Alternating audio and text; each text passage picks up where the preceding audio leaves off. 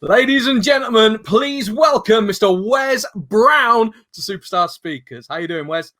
Good, mate. Good to be back. Always I was just seeing you got Gail M's on. She beat me in badminton when she was pregnant. A little mess Did about she? we had once. Yeah. I was absolutely devastated because I thought I had a bit, but no, wasn't to be. Well, she's pretty good at badminton, in all fairness. Very good. She's very good, yeah.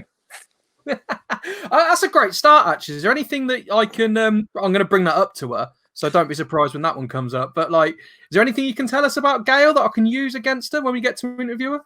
Not at all. There's nothing bad at all. Like I said, she was pregnant and she said she'll have a little rally with me quick. And I was thinking, right, okay, I'll just dink a few in because she won't get there. But I didn't even get to that, even being honest. It was just, yeah, it was so funny. But yeah, it was a while back now when I was at Man United, but she was a class player. That's a great story. I will definitely bring that up with her. On the subject of bringing things up, we had Ben Thornley on briefly the other day, who's obviously one of your Man United TV co-hosts. Yeah. And he was telling us about a game of Mallet's Mallet that you and him were playing. Is there anything you can elaborate on with that? Yeah, well, do you remember the kids show, Timothy Mallet? Yeah. And it's just basically word association. And it's something I play when we go out sometimes to get the drinking games going. Cool. So that's right. It, really. All right. Okay. So he's led me down a dark path there. Okay. Let's do this properly. Man United TV. How are you enjoying the shows so far? Because they're on every morning. You're up to like 50 shows now. Are you enjoying it still? Yeah, it's crazy. I mean, I think we're in the 11th week. And obviously, we didn't know what was going on ourselves at the beginning. And we just sort of said, well, we'll get together and try and get a guest on every day, which we've done. Yeah. And obviously some of the guests have been really, funny as hell. Like Quinton Fortune, for instance, was probably one of my favourites. But yeah, just getting the old folks, the lads back on that we've not seen for a while and talking to everyone and how they're getting through, obviously, what everyone was going through and what they're up to now, really. So it's been really good. Is this going to be something that you follow up on, like maybe take another step into the media and really progress up there? Because obviously there's a pathway for you and your experience has to count for something. Are you going to use this as a platform? Probably not. Why not? Probably not. Like I said, it sort of just started just out of the blue. We didn't know what we were going to be doing it for so long, but it's been good fun. It's been good fun. Enjoyed it. All right, cool. Couple of questions are coming in then already. So this is Sean Barco. He says, hey, Wes, who was the hardest in training other than yourself? I would have to say probably Roy Keane or Yapstam. All right. Like I said, these guys they're doing training like we're in a game. Everything was 100%. You give the ball away, you definitely get a good shouting at by Keane. So commitment wise, I would say them two. Cool. And Stevie Park has been on, said the most talented player at Man United before you were at it, during your time at United and in the current squad. So I think what Stevie's trying to say is, who do you feel was the most talented player at Man United? Well, during your time, I'm guessing. Yeah. Now. Well, I always used to look up to Giggsy as a kid when he come through, such a young age. And the way he would fly down the wing and terrorise defenders, and then obviously change his game when he got a bit older to sort of becoming a sort of midfielding role. The composure that he had to do that and the ability was fantastic. So I would always say Ryan Giggs was my idol sort of growing up. And Luke has been on. I'm going to come back to Ryan Giggs, but Luke's been on. He said, who would you add from your time to today's current squad? Oh, a lot. I'd have a lot of the lads on. I mean, I've been in some fantastic squads. So, it would be hard to leave out a lot. And I know we've got great players now, but for instance, let's just start with the striking partnership of Van Nistelrooy, Andy Cole, Tevez, Ronaldo, Rooney. I mean, these are hard to leave out. Obviously, you'd still have some of the lads in now, but these are guys that I've gotten well with and achieved a lot in the game. Cool. I said I was going to come back to Giggs. I saw him on the Man United TV thing recently. How do you think Wales are going to do in the Euros, and how do you feel like Ryan is settling into as an international manager? Because they've qualified for the Euros. It's a big deal. How do you think they're going to do? I think it'll be difficult, but I think it makes sure the lads are relaxed and they express themselves, because it's a big opportunity for themselves. They've not been in it for a while now, so it's a big platform for them to perform, and I'm sure there's going to be some hard games and tough times going forward and leading up to it. But at the same time, I'm guessing he's really excited that they've got there and they're finally in a major competition again. And then to follow that up, what do you think to England's chances in the Euros? Because after the World Cup, they looked like they were going places. What do you think they're going to be like when it comes to the Euros next year? I'm hoping they will. I'm hoping they'll be really good. I mean, as an English fan, we say it every time, don't we? We've always got the talent, and we just don't seem to just quite get to where we want to be. But there's some fantastic players in that squad, and I know the mentality's changed a little bit over time as well. And I think it's for the best. And if we can start off well, when we get back into it, I'm sure the confidence will keep on going throughout the tournament. Yeah, I mean, because there's young players as well. So young players they're naturally confident, aren't they? As opposed to the older you get. Would you say that's a fair comment? I would say just in general society now, I think the younger people are very confident nowadays, and they don't let stuff get to them as much. So I'm guessing it's going to be a new experience for a lot of the younger lads, but at the same time, they might not think about the consequences, which is a good thing. Well, because they've obviously got potentially more championships in them, haven't they? Of course, yeah. I mean, if you're a young lad, you're looking to do well and then do well for your club, but ultimately, when you do get on the England stage, that's when you want to perform. We've been waiting a long time to sort of get a result in a major competition, and we've got another chance this time again with the squad we've got. Well, you saw how exciting it was getting to a semi-final of a World Cup, weren't it? Like, to actually get to a final, this country would be it would shut down again. I mean, probably not the best choice of words in the current situation, but everything would stop just to watch a final, wouldn't it? Surely it's never happened in my lifetime. No, that's what I mean. And like you said, we were so close last time in the World Cup, and we probably just didn't have enough to get into the final. But at the same time, you could see the confidence coming through in the lads that were there, and there'd be a few still there from that competition who can take that and help the younger lads with it. Going back to a few more questions, and we'll just pepper them in, Wes, when they come through. Benji Smith has been on, said, Wes, what did you think of Sunderland's Netflix documentary?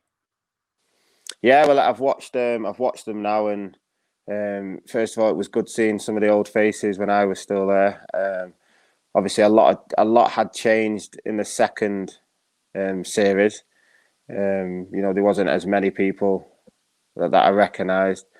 It's one of them. I mean, I always want Sunderland to do well, and it looks like they've gambled a little bit with the way they've gone forward, and it might have backfired. So it's a shame in that sense. But everyone at the club I love dearly who are still there, and we always had a great laugh. Nathan has a question. Said, what was your favourite game as a player? That would have to be my debut, or it's going to sound really weird, the Champions League semi-final in 2008, when I got asked to mark Messi, and he didn't score, so I'll be happy with that. But yeah, it's two I remember dearly, yeah. And Sean again said, if you could make two signings for Man United now, who would they be and why? I would sign Jack Grealish if it was possible, just for the fact I think he's got his own personality.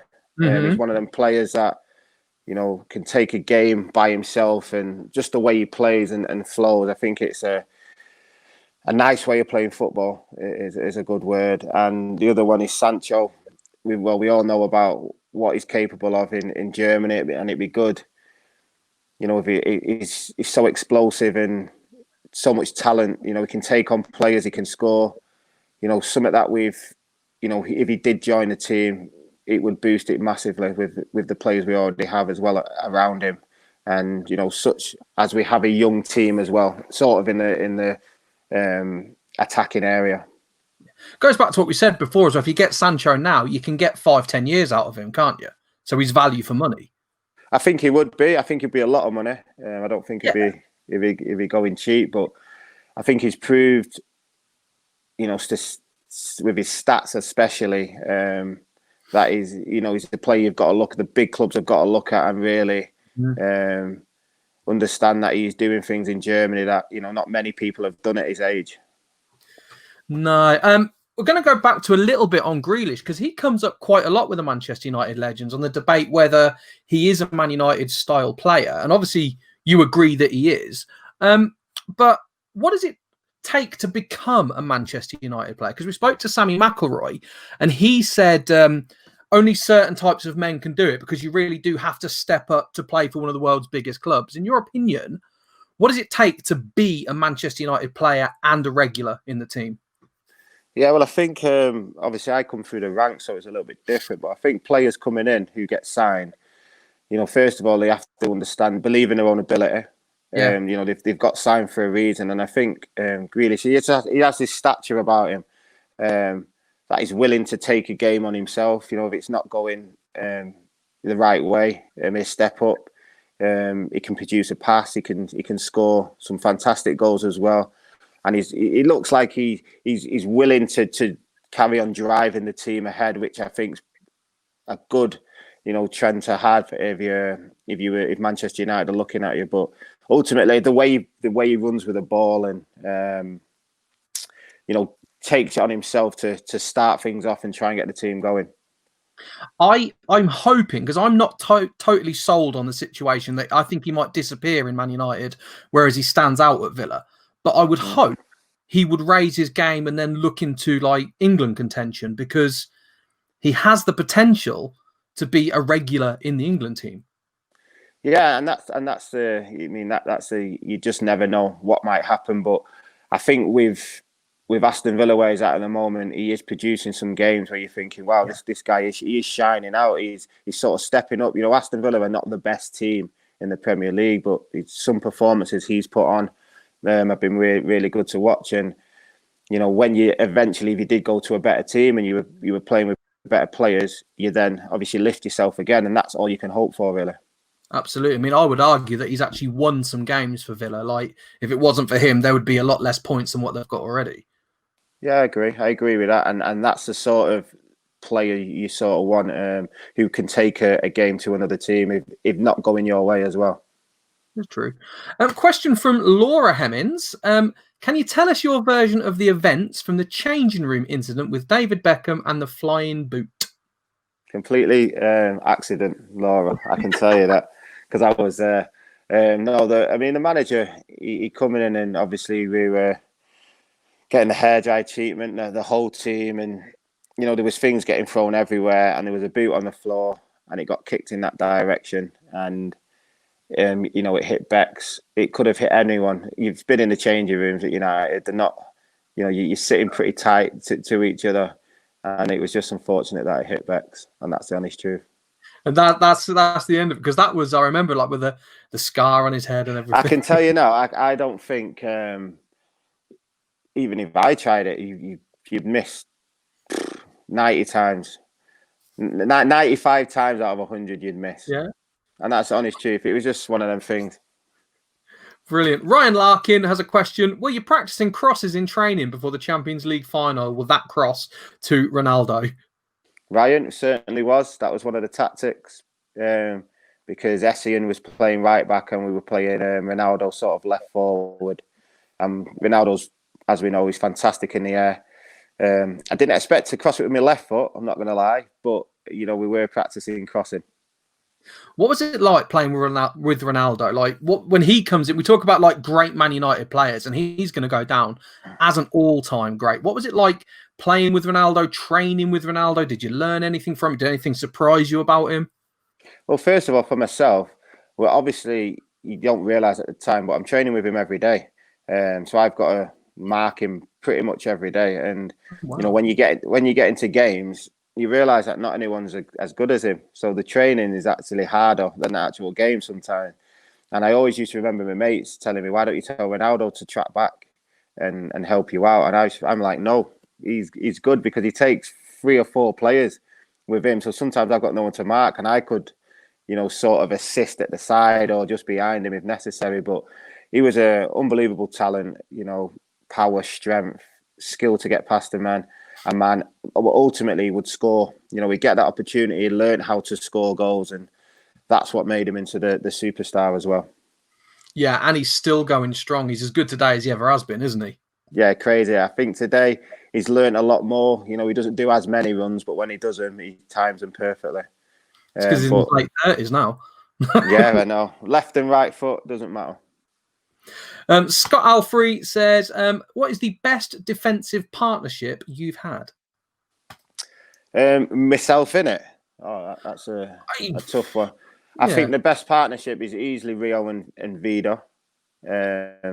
Just for the fact that it just worked really well, and you could see that probably not straight away, but once they start to know each other's games, Rio a little bit more classy on the ball. Vida was a tough, strong Serbian who would win anything. He wouldn't want anyone to get past him, and he'd do everything he could to make that happen. But ultimately, as a back four, whether it was myself or Gary Neville, with Pat on the left, we just all clicked everyone and worked out everyone's games. And there was times when we'd know that no one would score against us. That's how much we believed in each other, and I think that's a big part of sort of a defensive unit as well. We all had trust in each other. I suppose that is the key, isn't it? All the great defensive partnerships, or even strike partnerships, they do get on with each other. That's the fine margins, isn't it?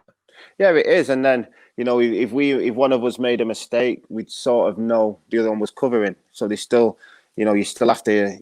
The attackers would still have to work something out to get past us. Did you always want to be a defender, Wes? Was it always your position? No. I started off right wing. I wanted to be right wing Ryan Giggs. I was very fast when I was younger. I didn't have much skill, but I was fast. So I just used to push the ball past everyone. I've seen professionals in that boat that have made a good career out of that, to be fair. Yeah. But eventually, one of the lads got sick at Sunday League team at Fletcher Moss that I used to play for. And I put my hand up stupidly, saying I'd play centre-back to cover. And then when he got back, the manager was like, no, we want you to stay. And I was absolutely devastated at the beginning. But then realised not many people could get past me as well. So that's how that started. Well, it's worked out all right for you as well, hasn't it, in all fairness? Yeah, it's good. I mean, what? Ultimately, I love defending. When I used to go into a game, I never used to think about attacking. I just wanted to do my job. I think a lot of the lads did as well. Do your job first, and then if you can help out in any way, you do that. But defending, I used to go into games, and our, motto was no goals against, and that's what we tried to do. Good motto for a defender in all fairness. Like I said, I'm a Newcastle fan. That's never been our motto. Never ever. It's hard, but I mean, I've had some good players, obviously around us in my time there. So who was your footballing icons then? When you're growing up watching football, who was it like stood out to you? Like that's the person, that's the career path I want to go because of this man. I want to be a footballer. Who was your hero? Yeah, so later on it was Ryan Giggs, like I've said, and before that it was Danny Wallace because I used to play right wing. And I never actually got to watch him live, but I've seen him a few times on the telly. And then ultimately, when I went to the back, I did used to watch Pally and Brucey, who were, fantastic and completely different players. I would probably say to myself, I was more a little bit like Pally, obviously not as tall, but quick, good on recovery.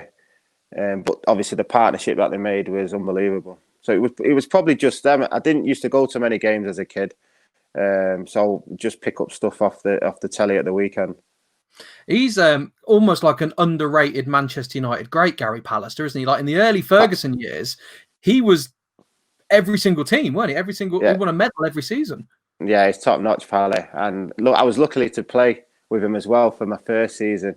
So when I was in training, he was so big and tall, and it was hard to get past him because he was quick once he got going. No,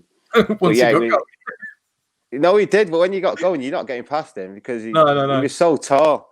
He'd win a lot, everything in the air. And then obviously Brucey left just before that, but Brucey as well. You could see how they were different players, but it worked so well. Always one of them great tragedies in football that Steve Bruce never got to play for England, isn't it? It is. It's a shame because I have watched many games with Steve Bruce and he's brilliant. Yeah. You know, if you're talking about defenders and the positional play, and obviously Brucey wasn't as quick as Pally, but everything else in his game was top level. You know, and he put his head in anything, which, you know, that's one of the things I took off him as well. You know, never back out of a challenge, and he would do all of them. That's great. Going back to a couple of questions then. Stevie Park, how hard was it leaving United after being there for so long? Horrible. It's like going to a new school or something. I've been there since a kid. I've not known anything else. You know, at nearly the age of 31, I then leave the club, which is, it probably doesn't hit you straight away. Like I said many times, I was lucky because I actually went to Sunderland with John O'Shea, who, you know, we've all grew up together. So that helped the blow a little bit, but it was a devastation. I always knew one day it would come. And like I've said, I could have stayed one more season, but I wasn't really going to play, and I just wanted to carry on playing. But it's like going to a new school, I'm telling you, or going to a boarding school and leaving your parents for a bit. It was it's hard. It takes a while to get over. I like the fact as well, I've always said this with you Man United legends, that the club always welcomes you back, don't they? Like we see Ben Thornley, who left and came back, and there's a big community amongst the ex-players and Man United as a whole. What's that like for you, knowing that they'll still look after you even though you've flown the nest, as it were? Well, the funny thing is, I remember I was still at Sunderland and someone asked me, did I want to go to a game? Because I was at home. We didn't have a game. And I said, yeah. I wasn't sure. And he said, come on, we'll go training. And I was like, no chance. Absolutely no chance. And straight away, when you get to Carrington, everyone's there still the same. And it says, come on in, Wes, stop being silly, get in. And it's just like a family reunion sort of experience. But it's always been like that. And then obviously even after my playing career is finished, I can go in. You know, the manager, the staff, they're happy with you going in. Obviously not necessarily to training, but going in and seeing everyone that you've not seen for so long, it is that sort of environment which makes it sort of a happy place. And that's probably for every single player that's played, and the players that weren't there as long as me as well, which is good. That is a really good thing. I mean, do you get to see the, I suppose you get to see the players as well, and they're going to really enjoy seeing you. This is Wes Brown's 2 Champions Leagues. He's one of the great defenders. They must. No, if anything, in anything, it's the other way around because I'm going onto their patch now. You know, it's their time. So I just try and stay out of the way. But when you do see the lads, they're all dead nice. And I know, I still know a few of them, obviously, from when I played. I might have played against them, or they were younger, like Jesse and Rashi. They were young lads when I was still there. So, you know, it's at times I think, am I going to be a bit nervous going back into training and seeing everyone? But it's not. It's so relaxed, and everyone welcomes you with open arms, which is why, you know, a lot of the players go back. That's how it should be, though, isn't it? Really, because the fans. So. Yeah, I think it's a great thing. I think it should be at any club. Yeah. Going back to a few questions, Phil Crowder, if you could pick one of the historic rivals to lose out on their goal, who would you pick? Liverpool not to win the league, or Leeds not to get promoted? And just as a disclaimer, he's the Leeds fan. So if you had to pick one, Liverpool not to win the league or Leeds not to get promoted? No, I wouldn't mind Leeds. Yeah, I wouldn't mind Leeds being back in the Premier League so we can carry on beating them, if I'm being honest. But I think we all know Liverpool are going to win the league. So yeah, there's no point saying that, which, you know, they deserve this year, which as a fan, it's hard to take. But, you know, as a player, they have been the best team, and that's the end to that, really. But, I mean, I'd love Leeds to be back in the Premier League, I could tell you that. So I'm hoping that still happens. But everyone's not sure yet. No, absolutely right. Do you think this is the start of a big Liverpool era? Because I asked Gary Owen this the other week. Is this the start of another era in Liverpool's greatness, or is this just going to be a one-off? Then it's the Premier League's too busy for that now. Well, first of all, I think they've got a great manager in Klopp. Yes. who's done really well for them since he got there. You know, he had a vision. He's got the players that he wanted, and he's gone about the business in a really good way. And I think every Liverpool fan and neutral will probably agree with that. Whether it's the start of something new, you don't know. If it's the start of something big, you know, they've won trophies over the last couple of years, and you can see them still building. And I'm sure other teams will want to be able to stop that. And you know, at the moment, they do have a really good squad, and to compete with it, everyone else has to do the same, and that's what they're going to have to do in the summer transfer window. Here's a question from Scott Heald, almost on the same thing. How far behind Man United? Sorry, I'll start again. How far are Man United behind Liverpool and Man City? Yeah, well, there's still a lot of work to be done. I do think, you know, the signings Ollie has done in his time now, I honestly do think they have been good. Even Dan James, you know, who I didn't think would play as many, started off excellent. And that just shows maybe that when you get put with better players, you can bring some out yourself as well. But I think the signings have been excellent, and I'm sure there's going to be more to come. Bruno has been, you know, sort of changed the team since he's been in. I think everyone else has lifted the game. He's got, you know, a way of doing that with his teammates, which I think is a bonus. You know, and a few more additions now, hopefully all blending in. Pogba comes back. You know, that might bring something special. Will that work? No one knows yet, but hopefully, you know, we can get some good games out of it and see if, you know, everyone fit now. We can get a good 11. It feels like something's bubbling under at Man United. Like, it seems Ollie's finally getting to a position that he's happy with. And you were on that, was it an 11-game win streak or unbeaten streak before the end of the before the lockdown?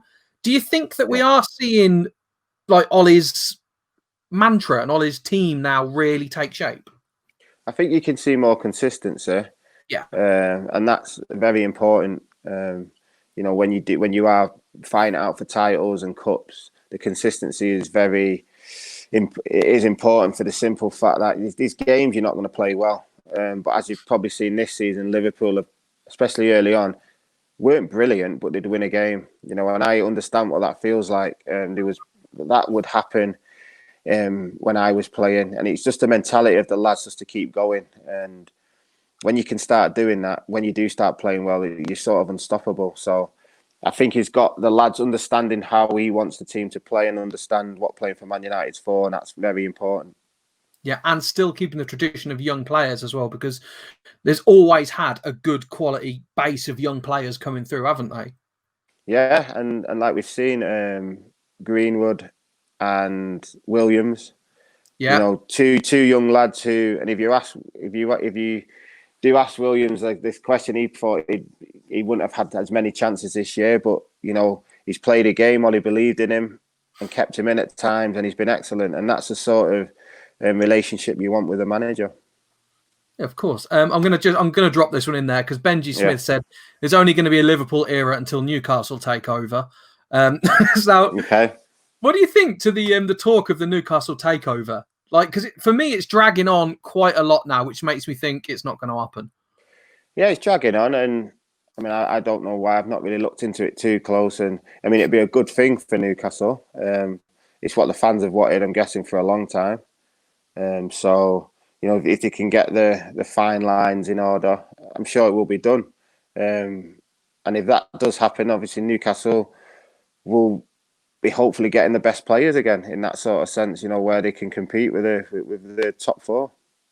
It's only a good thing for the Premier League as well, isn't it? Like, more competition creates better football all round, doesn't it? Yeah, well, it's an opportunity. You know, if he does come in, he looks like a very rich man.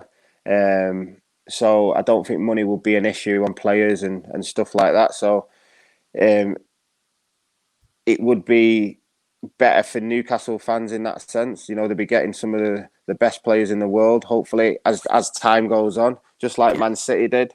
You know, I think they started off with Robinho maybe as one of the first really big ones who no one ever thought would sort of go, and he did. And then from there, they've made, they've been getting all the best players from around the world. So, I mean, that's the thought and the hope that I'm guessing the Newcastle fans would like. You ever thought about going into management, Wes? No. No? I mean, no. I mean, it's not something I've really thought about, if I'm being honest. I know a few of the lads. Well, there's John O'Shea at the moment, who's assistant manager at Reading, who's done really well. Rick Wellens, manager of Swindon, who have just been promoted very early on, obviously in the crisis. But yeah, I mean, it's a lot different from being a player, and I'm sure it's very tough. But at the moment, that's definitely a no. Didn't know if O'Shea had had a word, so can you come in and do a bit of training with the lads? No, not at all. I mean, like I said, I'm sure his goal is to be the manager one day, and to do that, there's a lot of steps towards it. But very important to keep on learning. You have to sort of be in the industry every day, in out, and he's doing that at Reading, and I'm sure there'll be opportunities in the future for him.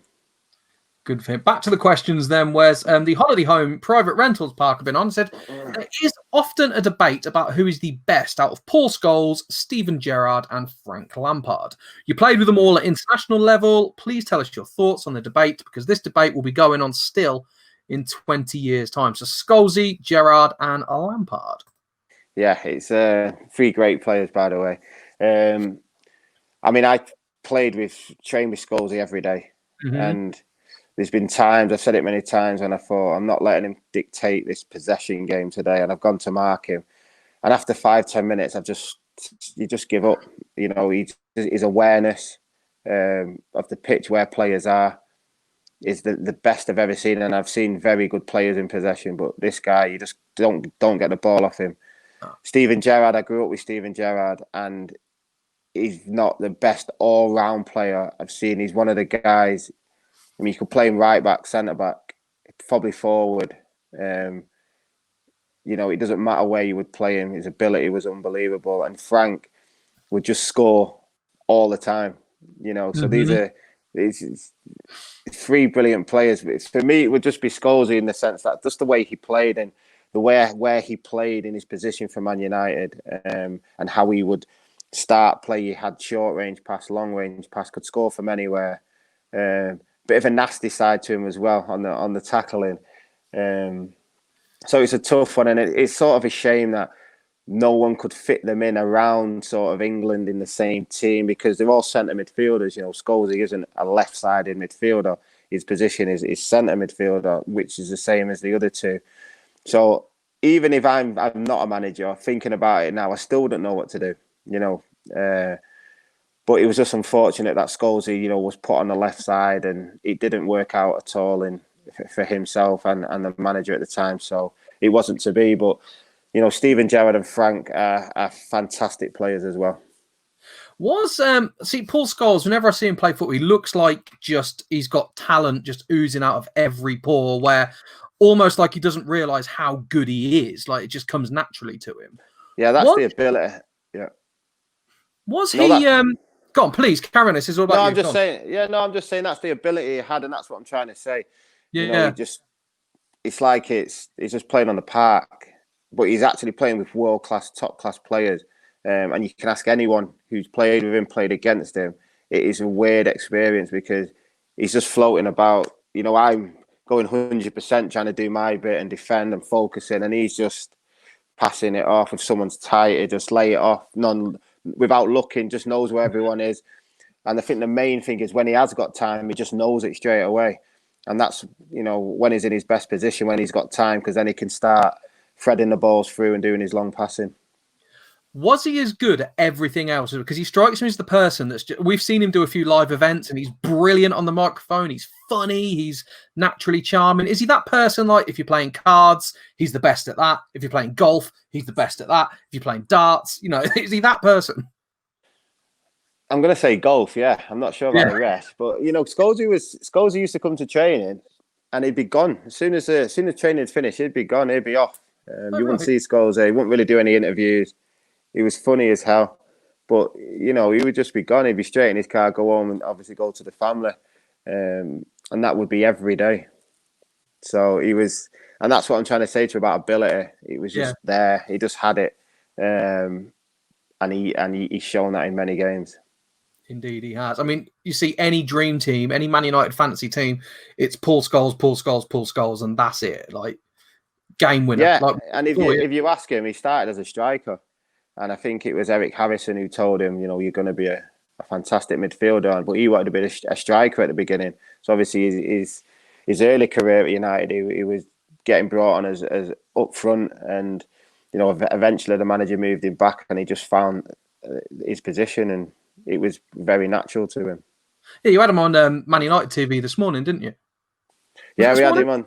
Yeah, we had him on today. He's brilliant, as always. But like I said, he's a class guy. He's very relaxed. And I know for a fact he does know his ability, but he's not a show-off in any way. And that's the best thing about him. Yeah, I like that. I did try, actually, when I watched the interview, I did try and find the footage of you playing in midfield at Everton with him. But like, let's see it. It was I couldn't find it. It was about 6 minutes, mate. I can't remember what year, though. I will find it. Don't worry. Yeah, if you do, tag us in it on Twitter, because I'd love to see that. Yeah, I do one of his diagonal. I do one of his diagonals, mate, and I just kept looking at him, and he was just smiling, laughing. What, just looking for approval? Like, yeah. Was that okay? Didn't happen, though. As long as you were better out of position than David James was out of position for Man City when they put him up front. As long as you played better than he did out of position. Yeah, I seen that a couple of weeks ago again. It's brilliant, isn't it? But yeah, his slide tackles are different, yeah. Peter Crouch put the best quote in his book about it. He said, his first touch is longer than my hardest strike. And that was all. That's JMO, but he could hit it, by the way. I could tell you that. He could strike it, but his touch, I'm not sure. Question, this is from Ashley Bradley. What was the better win, 1999 Champions League to win the treble, or the 2008 Champions League final, which in some respect commemorates the 68 European Cup winners? Yeah, tough question, but I would always say the 99 just nicks it, for the simple fact that what the lads achieved, that's not done every day, as we know, and the squad that we probably had was a lot smaller at the time, but the players were brilliant, and with a little bit of luck along the way as well. That was easily the best night that I've had in my football career. It was a shame that in 08 we just got knocked out of the FA Cup, because that team could beat anybody on its day. We had lightning speed sort of midfield attackers, and teams would attack us, and then before they knew it, we'd be 1-0 up, just because of the quality we had up front, and most teams sort of seen that when we played them. Is that the question you get asked more than anything else? Because everybody I interview, they've got one question that they get asked every single time. Is that yours? Yeah, probably, because, if I'm being honest, that was probably my best season. I didn't get an injury. I played nearly every game. So people would expect me to say that, but it doesn't quite match the feeling of winning that treble. Obviously, the way we did it at the end, I didn't even play. I was sub as well. But the feeling, nothing quite topped that. And I was only young, so I was a bit gutted with that. There was magic in the air in the whole country when that was happening. Like, the only time I've ever seen it like that was probably the 2012 Olympics. It just gripped the nation of this this wonderful moment in football. And that's pretty much when Ferguson got his knighthood as well, wasn't it? It was all from that. Yeah, it was. And, you could see, I think, with the team that he put together, with the young lads, with experienced lads, everyone come together and believed in themselves. And obviously, we all remember the four. I call them the four partnership up front. Who, it didn't matter who you played. They were four players that would get in any team at the time. And just watching two of them sit on the bench every week was a bit heartbreaking, because they would be playing it every game in any other team. But everyone understood once we sort of got to January what was on the cards and what we could achieve, and everyone was in on it. Everyone said, "Yeah, let's do our part," and everyone did. There's a great bit of advice for any walk of life and any team of workers, regardless of football, whatever job you do. I've got a question here. This is from Jamie at Superstar Speakers, so we best put it on. It says, "Hi Wes, hope you and the family are well. We have had the honour of you, Giggsy, Scholesy, Neville, Cantona, Keane, Irwin, all the other Man United legends touring with us on the Manchester United Legends Tour. They're great events. It's great to have you on board with us. Are you looking forward to getting back on tour with us and the other players?" And I think what he's going to say is, which 3 legends would you most like to be on tour with us at Superstar Speakers? Yeah, I loved it. Hopefully, Good answer. we can get it going again. Yeah, no, hopefully we can get it going again. It's no one really knows what's happening with transport, airports and aeroplanes at the moment, whether we're allowed in, what can you do? But really looking forward to it. It'd be good actually to, when a few of the other boys have retired, it'd be good to come on with them. I mean, I love John O'Shea. Wayne Rooney would be a good one as well. Darren Fletcher. I'll take them 3 with me because they're obviously good friends of mine. I reckon we could get Wayne Rooney. Like, Derby's got a wonderful room. Like, I reckon we could do it there. Why not? Yeah, let's do it. There you go. We'll put that out to Jamie. I'm sure he would. Here's a question from Brian, which leads into something I wanted to talk to you about. So, can you blow in someone's at Old Trafford to change their mind on the dreadful home shirt for next season? Now, like, have you seen the new kits yet for next year? I've seen a kit. Give me a second. I'm just going to get my charger because it's going to. No, of course. I have seen it. So I'm walking in it. You do what you got to do. I've seen it. Promote. Well, while Wes is doing that, let's talk about. Go on. No, let's get the charger. We've got the Manchester United Legends Tour. That's going to be coming up. They've got the Crown Plaza on November the 6th in Chester and the DW Stadium in Wigan on November the 8th. They are coming up. We've also got, as we said at the start of the show, 5 nights with Roy Keane. We are going to Belfast, Dublin, London, Nottingham, and Glasgow. So lots to think about that. Then, of course, we have got next week on the live shows, Mark Crosley, the Nottingham Forest keeping legend. We've got the Fergus fledglings, Ben Thornley and Russell Beardsmore on Tuesday. And the woman that beat Wes Brown at badminton, even though she was pregnant, the fantastic Gail Ems joins us as well. I believe we have him back. Ladies and gentlemen, Mr. Wes Brown is back. Right. It might sound a bit different now because I've got the headphones out, but I wanted to ask Ben as well if he still wears that leather jacket. Well, we said he looked like Ian Beale. Yeah, if he does, tell him I said, please don't, especially on a night out. I will definitely make sure that happens. The new Man United shirt, Wes, what's your thoughts on that? I mean, they're different all the time. There's some you like, there's some you've not. It's okay. It's different again. I have got completely no say in it though. Whoever asked that, I think it was, did you say Brian? Brian, it was. Completely no say at all. So I can't really help you there. Sorry. It looks like a bus seat, to be honest with you. It looks like. I can't actually picture it in my head at the moment. If I'm being honest. I haven't got a picture of it. It's kind of like, well, it's red, but we think. Do you have a favourite kit though from your career? Are you one of these people that likes a kit? That's my favourite kit, and like a worst kit. Yeah, probably. So my favourite kit I didn't really get to wear was the Eric Cantona collars. The 95 one with the white tips. I loved it, mate. That was my. I didn't actually wear it. We wore it, in the youth team. But I think it's because Eric had it on and he did that. That was definitely one of my favourites. Had Old Trafford on it as well, like as a faded Old Trafford on it, didn't it as well? Yeah, and it's funny because I've sort of cleared a few shirts out, and they were so heavy back in the day. The shirts, thick, heavy. Some of them were, and they won't get obviously done like that today. But that one for me is brilliant. Have you got a worse one? To be Eric Cantona if you was a United fan. Yeah, remember the old Nike advert with the au revoir and booting it through the devil? Yeah. Have you got a worse kit though? Like one that you just thought, oh my dear, that's awful. Yeah, it's probably going to be the same as everyone else, and that was the grey one. Yeah. And it was weird because obviously we had a lady who did our eyes tested at the time, and she's sadly passed away. But she used to do our eyes, and she would say that the lads wouldn't know where to pass it because it blends in with the crowd, and it's actually I think it's been proven as well that's the case. So I remember the managers said we're not wearing that again. But yeah, the great kit. No, it didn't bring anything out of us. it was a bit dull. I'm sure. Was it right at Southampton? They changed halfway through and put the blue and white one on.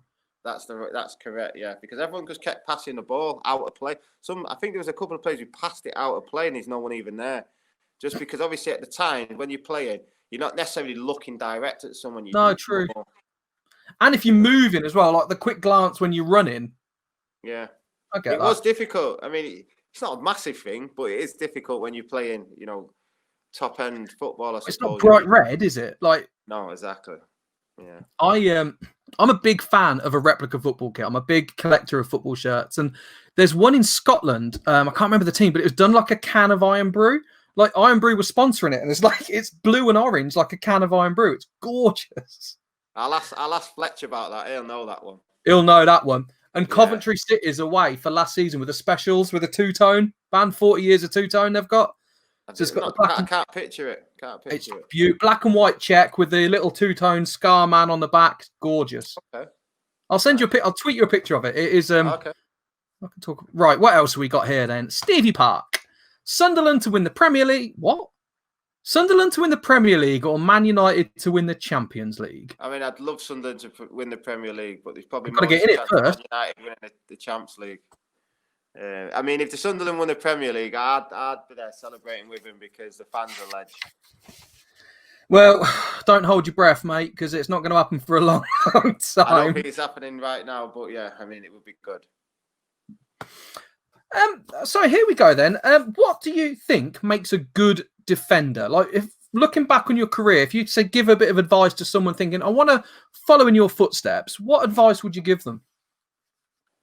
Yeah, well, I think a lot you learn yourself, and what I mean by that is you're probably naturally good at it.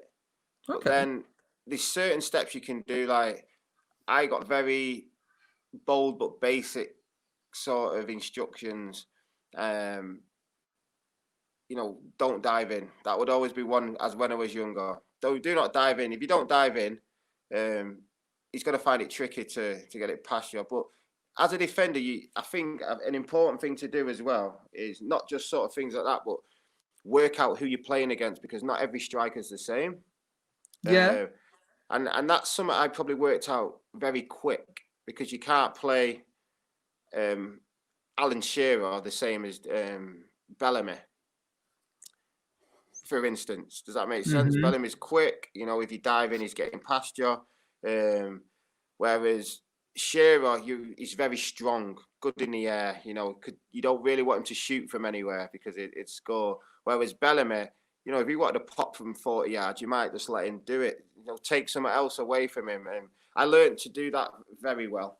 And as I got older, I looked at a lot of strikers who I was coming up against and working out what was the best move, what did they always do, which way did they always take the ball. And if you can get into positions where they can't do that, it puts them off their game very easily. And I know you probably can't do that as a young kid when you're playing, obviously, different kids, maybe on a Sunday or a Saturday. But as you get older, there's a lot you can do to help yourself just by watching the players you're playing against. Is that a big part of it then, like watching and studying as much as keeping your fitness up, like having the brain as well? I think so. And I got learnt the hard way. I mean, I remember trying to sort of fight with people like Ferguson and people like that, big lads, and they're just winning every single header. And then Duncan Ferguson. Yeah, Duncan Ferguson, and I know, but that would be sort of my game. And then you realise you don't play him like that. You play him a little bit different. If anything, let him have the ball and try and nick it and get the ball at his feet where he's probably not as good in the air. Just little things like that I tried to work out early. So I tried to look at it that way a lot. But in general, the manager was brilliant with me. He never actually told me what to do. He trusted me that I would just do it. And that was a lot of the time probably me, what I've just explained to you, sort of realising, not by telling him this, but realising that I can sort of handle the situations he puts me in. That's a sign of a great manager, that, isn't it? Like the trust for you to do it yourself and give you that little bit of ownership. Yeah, of course. I mean, like I said, the semi-final against Barcelona in 2008, he just asked me to mark Messi, and I know you can do it, and that's all I'm going to say to you. So that gives me great confidence in a sense. And first of all, I wouldn't want to let him down, or my teammates, but he would do that to players all over the pitch and give them that responsibility, knowing that they could do it. Another question then. This is from Scott Spowage, who goes to all Man United games, home and away, one of the best-known supporters in Nottingham and amongst the Old Trafford faithful. He said, can we have a shout-out to Nita Roper and her staff at the Signet Sherwood House Rehabilitation Hospital in Rainworth, Nottingham, for their dedication and hard work and care for the patients during COVID-19. So just a shout-out to Nita Roper and the Signet Sherwood House Rehabilitation Hospital. Yeah, please. Nita Roma, well done for everything you're doing at the Signet. What was it? The Signet Sherwood. Let's put it back up. Signet Sherwood Hospital. Leave it there. Yeah, so Rita Roper and all the staff at the Sita Sherwood House. I can't see that. Rehabilitation. Yeah, do you know what? I'll tell you what I'll do. I'll send you that on WhatsApp and you can send it to her. Magic. Yeah, we'll get that done. Yeah. Cool. Yeah. Nice and easy. So we've got about 5 minutes left. So if anyone wants to get any questions in, please still get them into the comments. Wes, another question that comes up quite a lot is, what was your favourite ground to play at and your least favourite ground to play at, and why? Yeah, my favourite ground was probably Villa Park. I don't think I ever got beat there. We used to play a lot of semi-finals there as well. At the time. So I would always like it there, and I was always like playing at Newcastle as well. Sorry, pal. But mate, I'm fully aware of it. We had some good times at Sunderland, but United, we would always come up with a result as well when I played. Yeah. And to be fair, it was one of the better grounds in the sense that the fans are unbelievable as well. So the atmosphere would always be high. It would be loud, so it was enjoyable. That's a big part of it, really, isn't it? To be fair, yeah. So what's the biggest derby for you then? Sunderland v Newcastle or Man United v Man City? Yeah, I'm sorry, but it's always going to be where I'm from, and that's the Man United Man City. But like I said, when I first got into the team, it was more Man United Liverpool. Yeah. City were just sort of up and coming, but the derbies were brilliant. But they weren't probably as intense as the Liverpool one. Did you like playing in the derbies then? I suppose being from Manchester, it's going to raise your game, isn't it? Yeah, I loved it. I did love it. And obviously, I've got mates that are City fans as well. Brilliant. So it makes it probably even better. And obviously, when they started to get better with the teams, and they were doing a little bit more going forward, it got more interesting in that sense. And nowadays, it's just as big as the Liverpool game. But I was just brought up to, Liverpool was sort of the enemy, and we have to defeat them at all costs. We have to beat them at all costs, and that's the sort of era I got brought up in. It's almost a different type of, where traditional derbies are location, whereas Man United Liverpool is all about success and the size of the club, isn't it? Took a different layer to the rivalry as opposed to just where they're from, in the way like Notts County and Nottingham Forest are a derby, whereas the Man United Liverpool games, it's about the size of the club and the country, isn't it? Yeah, plus it's only around the corner. I keep telling people. Well, there is that, yeah. 30 minutes away. But yeah, I mean, obviously it goes back a long, long time, and it will be to do with success, like you've just said, and everyone, both teams want to stay on top. And I mean, I suppose it's a little bit like Real Madrid and Barcelona. You get them in certain different divisions, and that's just a rivalry. They're the sort of the two best teams over the last 60, 70 years, and that's why the rivalry is there.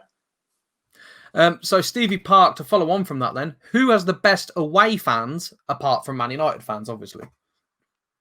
Well, I've only ever seen a Sunderland fan, so I'm going to give it them. No, because when they did, honestly, there was times when we were really struggling, but the fans would all still be there. And as a player, you can't really ask for much more, if I'm being honest. A lot of the times you get a result because they're there and they're behind you. Cool. So as we're getting to the end of it now, can you tell us what's coming up on Man United TV? Because everyone who watches this is going to be watching you in the mornings as well. What's coming up in the next week on your Man United TV? And this is honest truth. I don't know who the guests are. Oh, really? We don't know who they are, no, because First of all, like I said, it wasn't set out to sort of do it every day, and then it just sort of turned into that. So yeah, we just try and get people who are supporters of the club. Obviously, we try and get as many ex-players on as possible, and some players that are current, and we just go from there, really. But you're having actors on. You see Dominic Monaghan the other day, like yeah, he was on. He was in LA, and he was, he's been a fan for a long time. I've actually seen him at a few of the games when I was there. He did the thing in Lost. Actually, when Lord of the Rings was out as well. So yeah, I mean, he's always been a supporter. So it's good to get different people on and see their sort of side of it and who they think we should buy. Because I can obviously look at it as a fan now as well and understand it a lot in the way they're thinking. That's the great thing about football, isn't it? Everyone's got their opinion on what should happen and how things should be, and that's what I love about it. Yeah, it is. But honestly, as a player, you don't really think the same way. All you want to do is be fit, play well, win for the team. As a fan, they're looking at different sides of it. But as a footballer, it is your job, and you're supposed to perform on the pitch. So you sort of more concentrate on that, which people don't get as well. Yeah. Yeah, well, Wes, that does bring us nicely to the end of the hour. It's been an absolute pleasure talking to you, as always. I wish you all the luck in the world with the Man United show. We will bully Ben Thornley about his leather jacket. And on behalf of everyone at Superstar Speakers, we look forward to seeing you on the road very, very soon. Top man, Rob. And them photos behind, hopefully one day you'll have a Sunderland one there